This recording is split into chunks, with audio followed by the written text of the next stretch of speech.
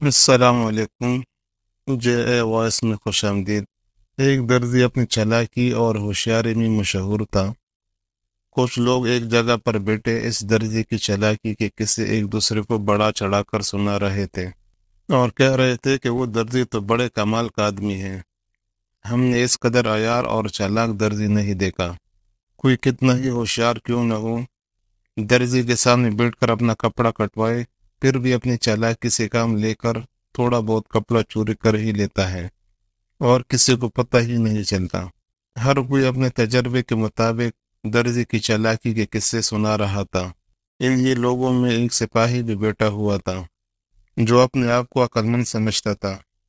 وہ درزی کی چالاکی کی باتوں کو سن کر چڑھتے ہوئے بولا، لو بھائی، میں اس بات پر شرط لگاتا ہوں کہ کل میں کوٹ کا کپڑا اس کے پاس لے جاؤں گا اور اپنے سامنے کٹواؤں گا اور اس سے کہوں گا کہ میرا کوٹ سی دے۔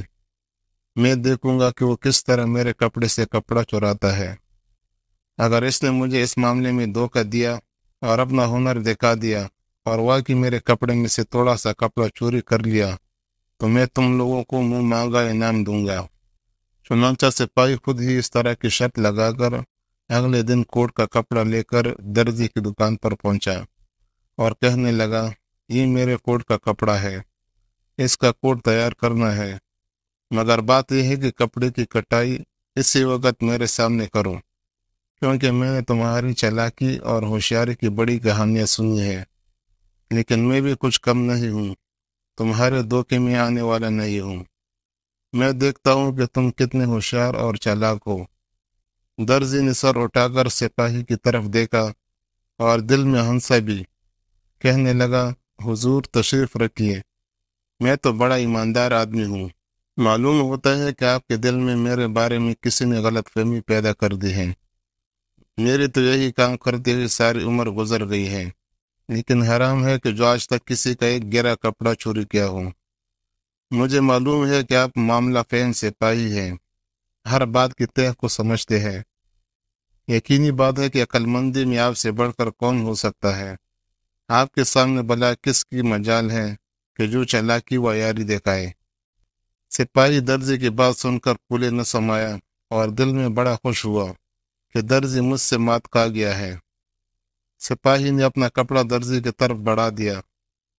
درزی نے کینچی سے کپڑے کو کاٹنا شروع کیا۔ اب سپاہی چوکس ہو کر بیٹھ گیا اور اس نے نظریں کینچی اور درزی کے ہاتھوں پر گاڑ دیے۔ درزی جہاں چالاکی و عیاری میں ماہر تھا، وہاں وہ لطیفہ گوئی اور مسخرہ پن میں بھی اپنا جواب نہ رکھتا تھا۔ بے شمار لطیفے اس کو زبانی یاد تھے۔ اس نے جب سپاہی کو اس قدر چوکنا ہو کر بیٹھے دیکھا تو کپڑا کاٹتے کاٹتے اچانک ایسا زبردست لطیفہ سنایا کہ جسے سن کر سپاہی کے ہنستے ہنستے برا حال ہو گیا۔ اس ہنسی کے عالم میں اس کا سر کافی آگے کی طرف جھک گیا۔ درزی اسی موقع کی تلاش میں تھا۔ اس نے جلدی سے تھوڑا سا کپڑا کاٹ کر چھپا لیا۔